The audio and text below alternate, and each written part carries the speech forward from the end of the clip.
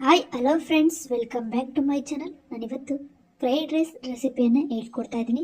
ತುಂಬಾ ಟೇಸ್ಟಿಯಾಗಿರುವಂಥ fried rice.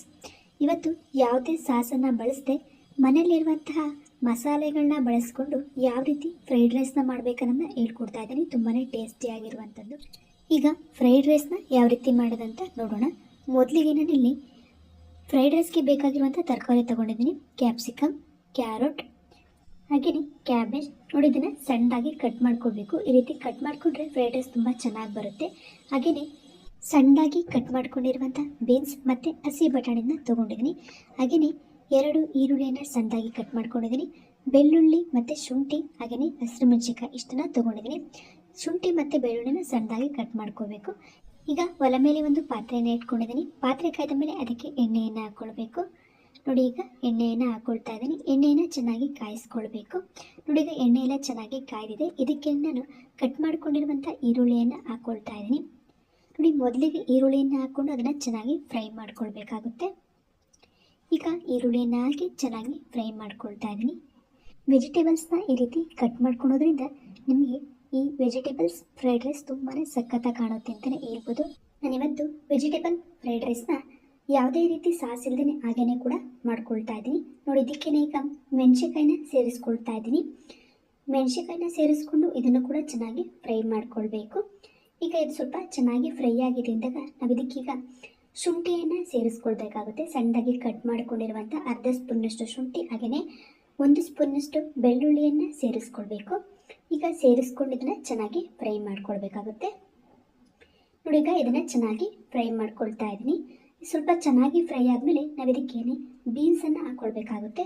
Beans ಹಾಗೆಯೇ carrot ಸ್ವಲ್ಪ ಲೇಟ್ ಆಗುತ್ತೆ ಬೇಯೋದು, ಹಾಗಾಗಿ ಅದನ್ನು ಬೇಗನೆ ಹಾಕ್ಕೊಳ್ಬೇಕು. ಈಗ ಬೀನ್ಸ್ ಹಾಕ್ಕೊಂಡಿದ್ದೀನಿ. ಫ್ರೈಡ್ ರೈಸ್ ಕೆಲವರಿಗೆ ತರಕಾರಿ ತುಂಬಾ ಇರಬೇಕು, ಆಗ ತುಂಬ ಇಷ್ಟ ಆಗುತ್ತೆ. ಇನ್ನು ಕೆಲವರಿಗೆ ತರಕಾರಿ ಕಮ್ಮಿ ಇರಬೇಕು, ಆಗ ಅಂಥವರಿಗೆ ಇಷ್ಟ ಆಗುತ್ತೆ. ಹಾಗಾಗಿ ನಿಮಗೆ ಎಷ್ಟು ತರಕಾರಿ ಬೇಕೋ ಅಷ್ಟನ್ನು ಹಾಕ್ಕೊಳ್ಳಿ. ನೋಡಿ, ಈಗ ಬೀನ್ಸನ್ನು ನಾವು ಚೆನ್ನಾಗಿ ಫ್ರೈ ಮಾಡ್ಕೊಳ್ಬೇಕು. ಈ ರೀತಿ ಫ್ರೈ ಮಾಡಿಕೊಂಡ್ರೆ ನಿಮಗೆ ಫ್ರೈಡ್ ರೈಸ್ ತುಂಬ ಟೇಸ್ಟಿಯಾಗಿ ಬರುತ್ತೆ.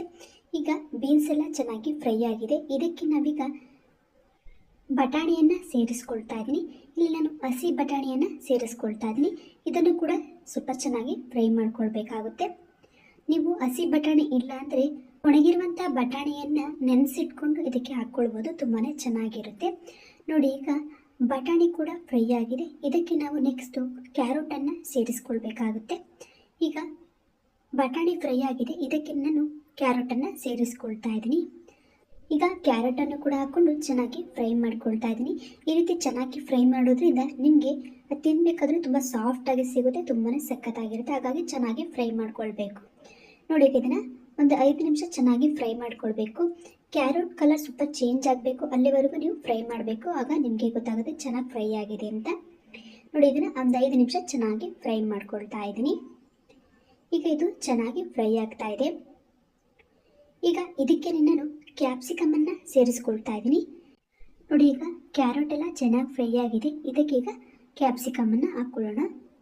ಈಗ ಕ್ಯಾಪ್ಸಿಕಮ್ ಕೂಡ ಸ್ವಲ್ಪ ಚೆನ್ನಾಗಿ ಫ್ರೈ ಮಾಡ್ಕೊಳ್ಬೇಕು. ಕ್ಯಾಪ್ಸಿಕಮ್ ಹಾಗೆಯೇ ಕ್ಯಾಬೇಜ್ ಜಾಸ್ತಿ ಫ್ರೈ ಆಗೋಂಥ ಅವಶ್ಯಕತೆ ಇಲ್ಲ, ಹಾಗಾಗಿ ಇದನ್ನು ಕೊನೆಗೆ ಹಾಕ್ಕೊಳ್ತಾ ಇದ್ದೀನಿ. ಕ್ಯಾರೆಟ್ ಮತ್ತು ಬೀನ್ಸ್ ತುಂಬ ಚೆನ್ನಾಗಿ ಫ್ರೈ ಆಗಬೇಕು, ಹಾಗಾಗಿ ಅದನ್ನು ಮೊದಲೇ ಹಾಕ್ಕೊಂಡಿರ್ತೀನಿ. ಈಗ ಇದಕ್ಕೇ ಕ್ಯಾಬೇಜನ್ನು ಕೂಡ ಸೇರಿಸ್ಕೊಳ್ತಾ ಇದ್ದೀನಿ.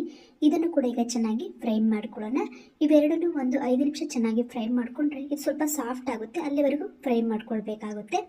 ನೋಡಿ, ಈಗ ಇದನ್ನು ಚೆನ್ನಾಗಿ ಫ್ರೈ ಮಾಡ್ಕೊಳ್ತಾ ಇದ್ದೀನಿ.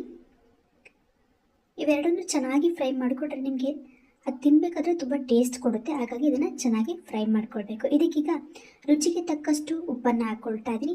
ಫ್ರೈಡ್ ರೈಸ್ಗೆ ನಾನು ಇಲ್ಲಿ ಪುಡಿ ಉಪ್ಪನ್ನು ಹಾಕ್ಕೊಳ್ತಾ ಇದ್ದೀನಿ. ಅರಳುಪ್ಪು ಹಾಕಿದರೆ ಅದು ಕರಗೋದಿಲ್ಲ, ಹಾಗಾಗಿ ಪುಡಿ ಉಪ್ಪನ್ನು ಹಾಕ್ಕೊಂಡಿದ್ದೀನಿ. ನೋಡಿ, ಉಪ್ಪನ್ನು ಹಾಕ್ಕೊಂಡು ಈಗ ಚೆನ್ನಾಗಿ ಫ್ರೈ ಮಾಡ್ಕೊಳ್ಬೇಕು. ಈಗ ಇದು ಚೆನ್ನಾಗಿ ಫ್ರೈ ಆದ ನಂತರ ಇದಕ್ಕೆ ನಾನು ಗರಂ ಮಸಾಲವನ್ನು ಸೇರಿಸ್ಕೊಳ್ತಾ ಇದ್ದೀನಿ.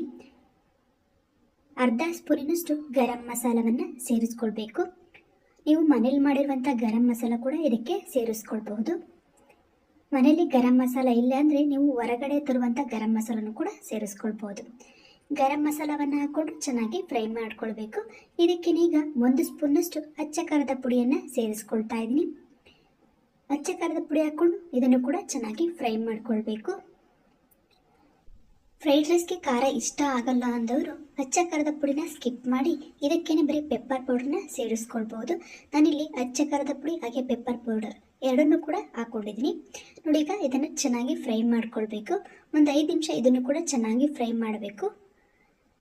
ಮಸಾಲೆ ಎಲ್ಲ ಹಾಕಿದ ಮೇಲೆ ನೀವು ಈ ರೀತಿ ಚೆನ್ನಾಗಿ ಫ್ರೈ ಮಾಡೋದ್ರಿಂದ ವೆಜಿಟೇಬಲ್ಸ್ಗೆ ಮಸಾಲೆ ಚೆನ್ನಾಗಿ ಅಂಟ್ಕೊಳ್ಳುತ್ತೆ, ಆಗ ಟೇಸ್ಟ್ ತುಂಬ ಚೆನ್ನಾಗಿರುತ್ತೆ. ನೋಡಿ, ಈಗ ಇದಕ್ಕೇನೆ ರೈಸನ್ನು ಸೇರಿಸ್ಕೊಳ್ತಾ ಇದ್ದೀನಿ. ನಾನಿಲ್ಲಿ ಜಾಸ್ತಿ ಕ್ವಾಂಟಿಟಿಲಿ ಮಾಡ್ಕೊಳ್ತಾ ಇದ್ದೀನಿ. ನಿಮಗೆ ಎಷ್ಟು ಬೇಕೋ ಅಷ್ಟನ್ನು ನೀವು ರೆಡಿ ಮಾಡ್ಕೊಳ್ಬೋದು. ನೋಡಿ, ಈಗ ಎಲ್ಲ ರೈಸನ್ನು ಸೇರಿಸ್ಕೊಂಡಿದ್ದನ್ನು ಚೆನ್ನಾಗಿ ಮಿಕ್ಸ್ ಮಾಡ್ಕೊಳ್ತಾ ಇದ್ದೀನಿ. ಈಗ ಚೆನ್ನಾಗಿ ಮಿಕ್ಸ್ ಮಾಡ್ಕೊಂಡಿದ್ದೀನಿ. ಇದನ್ನು ಹೈ ಫ್ಲೇಮಲ್ಲಿ ಇಟ್ಟು ಆದಷ್ಟು ಚೆನ್ನಾಗಿ ಮಿಕ್ಸ್ ಮಾಡಿ, ಆಗ ನಿಮಗೆ ಟೇಸ್ಟ್ ತುಂಬಾ ಚೆನ್ನಾಗಿ ಬರುತ್ತೆ. ಲೋ ಫ್ಲೇಮಲ್ಲಿ ಇಟ್ಟರೆ ಟೇಸ್ಟ್ ಅಷ್ಟು ಚೆನ್ನಾಗಿರಲ್ಲ. ನೀವು ಚಾಟ್ಸಲ್ಲೆಲ್ಲ ಮಾಡ್ತೀವಲ್ವ, ಅದೇ ರೀತಿ ಹೈ ಫ್ಲೇಮಲ್ಲಿ ಇಟ್ಟು ಚೆನ್ನಾಗಿ ಫ್ರೈ ಮಾಡ್ಕೊಳ್ಬೇಕು ಅದನ್ನ, ಆಗ ಟೇಸ್ಟ್ ತುಂಬಾ ಸಖತ್ತಾಗಿ ಬರುತ್ತೆ. ನೋಡಿ, ಈಗ ಫ್ರೈಡ್ ರೈಸ್ನ ಚೆನ್ನಾಗಿ ಮಿಕ್ಸ್ ಮಾಡ್ಕೊಳ್ತಾ ಇದ್ದೀನಿ. ನಾವು ಇದನ್ನು ಚೆನ್ನಾಗಿ ಮಿಕ್ಸ್ ಮಾಡಿಕೊಂಡು ಇದಕ್ಕೇ ಈಗ ಪೆಪ್ಪರ್ ಪೌಡರ್ನ ಸೇರಿಸ್ಕೊಳ್ಬೇಕಾಗುತ್ತೆ. ನಾನಿಲ್ಲಿ 1 ಸ್ಪೂನಷ್ಟು ಅಚ್ಚ ಖಾರದ ಪುಡಿಯನ್ನು ಸೇರಿಸ್ಕೊಂಡಿದ್ದೆ, ಹಾಗೆಯೇ 1 ಸ್ಪೂನಿನಷ್ಟು ಪೆಪ್ಪರ್ ಪೌಡರ್ನ ಹಾಕ್ಕೊಳ್ತಾ ಇದ್ದೀನಿ. ಕೆಲವರಿಗೆ ಈ ಪೆಪ್ಪರ್ ಪೌಡರ್ ಇಷ್ಟ ಆಗಲ್ಲ ಅಂದವರು ಪೆಪ್ಪರ್ ಪೌಡರ್ನ ಸ್ಕಿಪ್ ಮಾಡಿ ಬರೀ ಖಾರದ ಪುಡಿಯನ್ನು ಹಾಕ್ಕೊಳ್ಬೋದು. ಬರೀ ಅಚ್ಚ ಖಾರದ ಪುಡಿನೇ ಮಾಡಿದ್ರೆ ಫ್ರೈಡ್ ರೈಸ್ ಚೆನ್ನಾಗಿಲ್ಲ ಅಂತ ಅಂದ್ಕೊಂಡ್ಬಿಡ್ರಿ, ಅದು ಕೂಡ ತುಂಬಾ ಸಖತ್ತಾಗಿರುತ್ತೆ ಅಂತಲೇ ಹೇಳ್ಬೋದು. ನೋಡಿ, ಈಗ ನಮಗೆ ಫ್ರೈಡ್ ರೈಸ್ ರೆಡಿಯಾಗಿದೆ. ಇದಕ್ಕೇನೆ ಕೊನೆಯದಾಗಿ ನಾನು ಸಣ್ಣದಾಗಿ ಕಟ್ ಮಾಡಿರುವಂಥ ಕೊತ್ತಂಬರಿ ಸೊಪ್ಪನ್ನು ಸೇರಿಸ್ಕೊಳ್ತಾ ಇದ್ದೀನಿ. ಇದನ್ನು ಕೂಡ ಸೇರಿಸ್ಕೊಂಡು ಚೆನ್ನಾಗಿ ಮಿಕ್ಸ್ ಮಾಡಿಕೊಳ್ಬೇಕು. ನಾನಿಲ್ಲಿ ಸ್ಟವ್ನ ಆಫ್ ಮಾಡಿಬಿಟ್ಟು ಕೊತ್ತಂಬರಿ ಸೊಪ್ಪನ್ನು ಹಾಕ್ಕೊಳ್ತಾ ಇದ್ದೀನಿ. ಅದ್ರ ಫ್ಲೇವರ್ ತುಂಬಾ ಚೆನ್ನಾಗಿ ಬರಲಿ ಅಂತ ನೀವು ಒಲೆ ಮೇಲೆ ಇದ್ದಂಗೆ ಹಾಕ್ಕೊಂಡು ಅದನ್ನು ಚೆನ್ನಾಗಿ ಫ್ರೈ ಮಾಡಿದ್ರೆ ಅದರ ಫ್ಲೇವರ್ ಕಾಣೋದಿಲ್ಲ ಮತ್ತು ಟೇಸ್ಟ್ ಕೂಡ ಚೆನ್ನಾಗಿರೋದಿಲ್ಲ. ಹಾಗಾಗಿ ಅದನ್ನು ಸ್ಟವ್ನ ಆಫ್ ಮಾಡಿ ಕೊತ್ತಂಬರಿ ಸೊಪ್ಪನ್ನು ಹಾಕ್ಕೊಳ್ಬೇಕು.